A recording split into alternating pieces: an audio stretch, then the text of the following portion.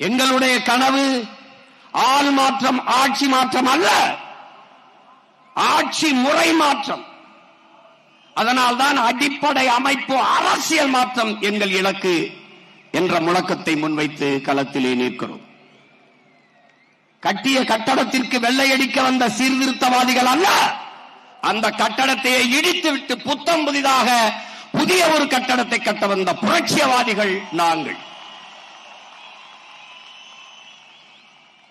வெளிப்படையாகவே அநீதிகளால் கட்டமைக்கப்பட்ட சமூகத்தை தகர்த்து முற்றுமுழுதாக புதிய ஒரு சமூகம் படைப்பதுதான் புரட்சி என்கிறான் இளைய புரட்சியாளன் பகத்சிங். அப்படிப்பட்ட புதிய ஒரு சமூகம்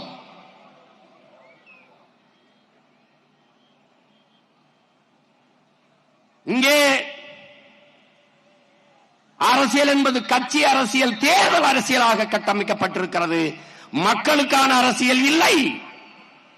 இங்கே செய்தி அரசியல், விளம்பர அரசியல் இருக்கிறது, சேவை அரசியல், செயல் அரசியல் இல்லை.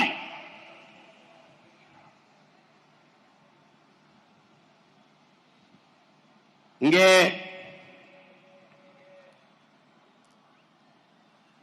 உங்கள் பிள்ளைகள் எங்களின் கனவு, எங்களின் இலக்கு, எங்கள் திருநாட்டில் எங்கள் நல்லாட்சியே. பசி, பஞ்சம், ஊழல், லஞ்சம், கொலை, கொள்ளை, சாதிய இழிவு, தீண்டாமை, அடக்குமுறை, ஒடுக்குமுறை, பெண்ணிய அடிமைத்தனம், பாலியல் வன்கொடுமை, வன கொள்ளை, மது, மத போதை, இது ஏதுமற்ற புதிய ஒரு தேசம் செய்வோம், மக்கள் புரட்சியால் அதை உறுதி செய்வோம் என்ற பெருங்கனவோடு களத்திற்கு வந்த பிள்ளைகள். கல்வி, கல்விக்கேற்ற வேலை, அதற்கேற்ற சம்பளம், அதை கொண்டு வாழ்கிற பெருமைமிக்க வாழ்வு, அதுவே எங்களுடைய கனவு. காட்டு வளம், கனிம வளம், கடல் வளம், மலை வளம், மண் வளம் எல்லாவற்றையும் காப்பது, தொழில் வளர்ச்சி, பொருளாதார மேம்பாடு, இவற்றுக்கெல்லாம் ஒரு அரசியல்.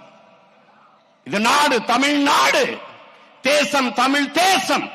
இங்கு வாழ்கிற மக்களின் மொழி, கலை, இலக்கியம், பண்பாடு, வழிபாடு எல்லாவற்றையும் காப்பது ஒரு அரசியல். அந்த அரசியல் தமிழ் தேச அரசியல்.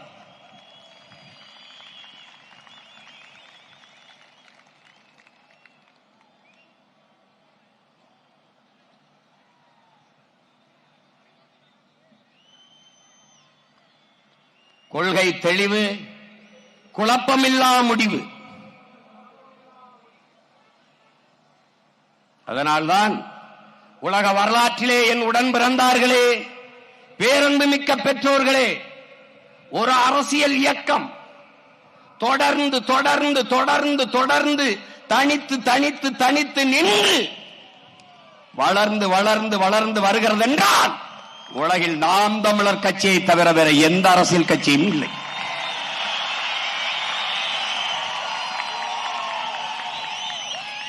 இரண்டாயிரத்தி 16 வெறும் 4.5 லட்சம் வாக்குகள், 1.1 விழுக்காடு. மற்ற கட்சிகள் எல்லாம் இருந்த இடம் தடம் தெரியாமல் போயிருக்கும்.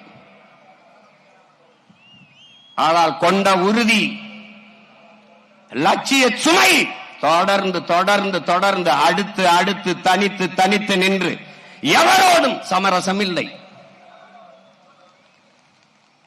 நின்ற எல்லா தேர்தலிலும் தோற்றோம். தோற்றதை போல இங்கே யாருக்காவது தோற்றவர்கள் போல தெரிகிறதா? இல்லை. மேலும் மேலும் அதே அதே அதே வெறியோடு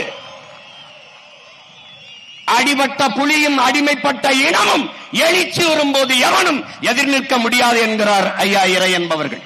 அப்படி அடிபட்ட புலி மட்டுமல்ல, அடிமைப்பட்ட இனமும் கூட எழுந்து நிற்கிறோம்.